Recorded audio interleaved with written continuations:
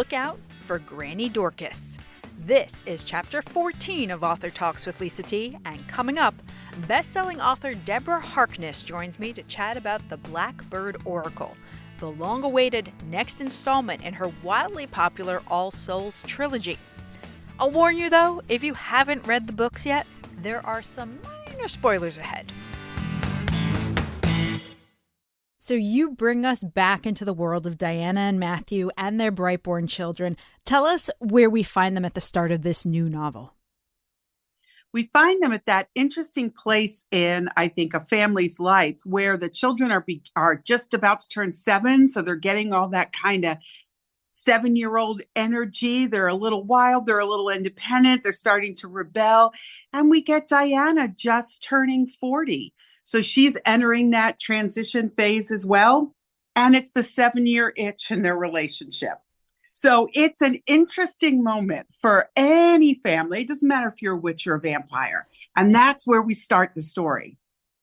And I love that we get to spend a lot of time, without giving too much away, Diana's side of the family this time around. That's right. My code word, and this doesn't give too much away. My title before it was official was Meet the Proctors, because we're going to get to do a really great deep dive into a side of Diana's tree we kind of have known about, but we've also not maybe paid attention to the fact that, like, really, they're all gone? Does that seem plausible? So it's my chance to tie up a really big plot loophole that I left in the books, and it's been interesting. Very few readers have picked up on it because they're so interested in all the other characters, but we get to meet the Proctors, and it's time for Diana to go back home. So is that to say some of your avid readers have not been pestering you for this side of her family tree? Oh, no. I think I've maybe had 3 people say, what about Stephen's family? You know, the Bishops are such a rich cast of characters, and my goodness, the de Claremonts will, upstage anyone in the room. So poor Stephen, and here's the thing, Sarah, for those who've read the book, Sarah, her aunt, told her that there were no more Proctors. And we all believed her, but we also know that Sarah's not a reliable narrator. So I don't know why we believed her, but here we are. So it's a wonderful summer story about rediscovering lost family, lost traditions, and a chance for Diana to really kind of start making decisions about what she wants to do for the second half of her life. I'm glad you bring up Diana. I mean, we can't talk about this book without talking about her. But I feel like she's really come into her own in this story. She's grown not only as a mother and as a witch, but I feel like she knows what she wants now, and she doesn't necessarily have to lean on and rely on Matthew and his family in the same way. That's absolutely right. And again, I always tell people when they get a little annoyed that Diana falls in love and it's so easy to accept everything Matthew says, we're all like that. Who has not been that person in love? The important thing is not that we never do that. The important thing is that we find our feet in our relationships. We are not overwhelmed by our in-laws, pretty scary in-laws in this case, or our husband. And that's really where Diana is. And I was as delighted as everybody else, I hope, will be, that Diana is really claiming her own space. I love it that, for a little while, we just started with Diana. Matthew and the children aren't even there for the first little bit of the book. And I really enjoyed that time with her. I've read that you consider this book in particular a love letter to your Connecticut and New England ancestors. Can you tell us why? Yeah, I did genealogy with my dad starting about 1985. It was something he and I did together, and he's since passed. And during COVID, it was a really good time to get on the web and start doing your family tree in more depth. And I found these amazing connections to Brooklyn through one branch of my family who were one of the first settlers. There's a park named after one of them. And, and to New England. And after giving all these interviews about how I had no connection to the witch trials, I found 2 accused Salem witches, one of whom was executed. Oh, wow. That must have been so amazing to stumble across that. I literally, I don't, you can't see it, but I have goose pimples just remembering it. That was my discovery of witches. I made it during pandemic. That, I actually am connected to these stories that I've been writing about and to this history of New England in a much deeper way than I'd ever known. And I think with all the DNA testing and all the family tree research and all the programs on television, more and more of us are finding, these kind of stories in our own DNA and in our history. And DNA and history are kind of the, definitely the main drivers of the All Souls series. So I have to ask, you having made that discovery, did those characters work their way into this book at all? I know you name a few of the other Salem witches, but we won't mention why they come up. But I'm just curious for my own, after having read the book, do we meet these people in your book? No, but one of the modern characters in the coven that Diana gets to know is named after one of them. Oh, that's so much fun. And so, yes, so that was really fun to just slip her in as a slightly bossy lawyer, in the midst of all this, mostly because the poor woman herself was the illegitimate child of a relationship between a master and an indentured servant. And she had a very difficult life being raised at court's order by her stepmother. Oh, man. The master's wife. Not a great upbringing. And I just decided this is a woman who needs the law on her side. So I made her a lawyer and put her in modern clothes. Yeah, you gave her justice in the end. She has a lot of justice and she's always crying out for it for other people. So I just want to take a little bit more of a serious note. I know, as many of your fans know, you've been fighting cancer, and with everything you've been through, has that affected your writing and these characters at all, or maybe it hasn't at all? I think it has. I don't think there's anybody who's ever had cancer or gotten a cancer diagnosis that it didn't affect every area of their life. One of the things is that it's made me very acutely aware that every single day is a gift, and I have a lot of stories to tell. So I'm really focusing on my writing right now, as opposed to, I like to have my fingers in lots of pies, but I think that moment has passed for me. And it's also really made me kind of have to face a lot of, the difficulties, the challenges, the dark side. And I had a very wise person who said, if you can try to see cancer as an opportunity, don't be Pollyanna-ish about it, but just see as that, okay, wait a minute, this is really uncomfortable. This is a really dark place. How can this help me? I really do think that influenced the Blackbird Oracle, because I think that's what Diana and Matthew have to start doing in this book is they're starting to face all their shadows and the dark spots. And you can emerge from that in a really beautiful way. And that's what I'm working on. And I think it's about time for Matthew and Diana to do the same. And getting back to them and this story, I think my favorite new characters are the ghosts. And I love ghosts. And you know what I love, because, of course, you do it in such a clever way. They really do play into your theme of this power in memory, and as well as like the literal ghosts of our pasts. That's right. I think, we all carry ghosts with us. We all meet ghosts along the way that, whether it's me meeting my executed ninth great grandmother who's a Salem witch in my research, or whether it's, almost meeting your ghostly self on that moment where somebody says to you, you have ovarian cancer. They're part of life. Those who have passed before us, our ancestors, our legacy. And I love Granny Dorcas, ghostly though she is.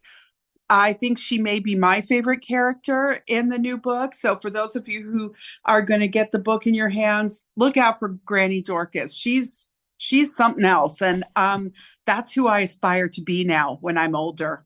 I want to be just like Granny Dorcas, maybe with the pipe. I don't know. She's fantastic. She's an advice giver. She's a babysitter. She's a gatekeeper. She's fantastic. Yep. You know, Yeah. the magical tarot are also really fun. And it's escaping me. How did you call it in the book when the whole family kind of gets together and does like this card slam? A spelling bee. Spelling bee, that was it. I couldn't remember the clever little pun there. But Lisa, I love Card Slam. I'm going to steal that for another book. So what you'll know that that's you. You gave me that notion. oh, I'm gonna be looking out for that one. You really tap into this idea that I think there isn't anyone who out there who's listening to this conversation who doesn't wish at one point they had something that they could use to either see the future with or just guide them towards the path that they're supposed to be on. And you have so much fun with it with these cards.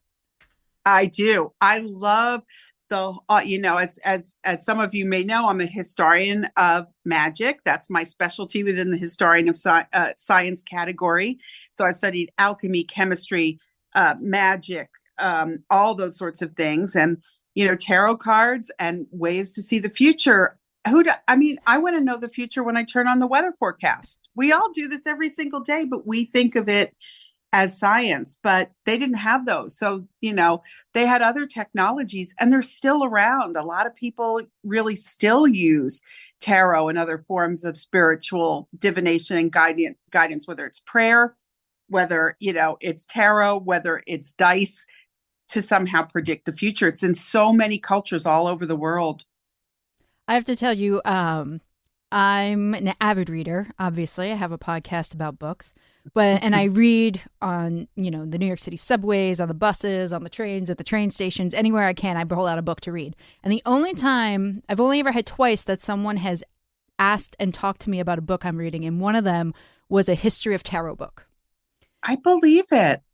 I think there's a lot of curiosity, and I think that curiosity is such a superpower. And I really encourage anybody, find a reputable tarot reader. I just had my cards read last week by someone and it blew me away. And I'd had my cards read just a month ago in London. And, I'm a real novice. I'm a real beginner, but to have someone really skilled with this, it's just uncanny how out of, 70 plus cards, every single one that they pick is somehow just spot on, right? Yeah. It's pretty, it can be, it really does make you think, oh, maybe the world of All Souls is right. Maybe there really is magic still in the world. We're just not paying any attention to it. I like to think that, because to think that the world isn't filled with your witches and your vampires and your demons and your magic, it doesn't make it that much more bearable. No, and what would we do on the subway if we weren't going vampire in carriage one, demon next to me, with two witches gossiping across the aisle? It does explain a lot, oddly enough. It really does. So, being the greedy reader that I am, when can we expect the next installment? I have finished the next installment, and it is winging its way to my editor right now as we speak. Actually, not right now, because she might be listening to this in a week or two. And then it will start moving towards production, and we'll have lovely things to announce. And I'm part of the way into the book after that. And I just bought my first notebook for the book after that, which is always a big thing in me. When I start to think, oh, I've got some ideas, I buy a notebook in a different color, and I start putting my ideas when I get them in the shower in that book. So yeah, I don't set the pub dates, but I'm hoping that maybe you might even have something in your hands next year. We'll see what happens. That makes me very excited. And also because I'm good with words, but not so great with math. Is that 4 books? That will be this book 6. Nice. Okay. Yeah. And then there's book 7 that I'm started, and book 8 that book 5, book 6.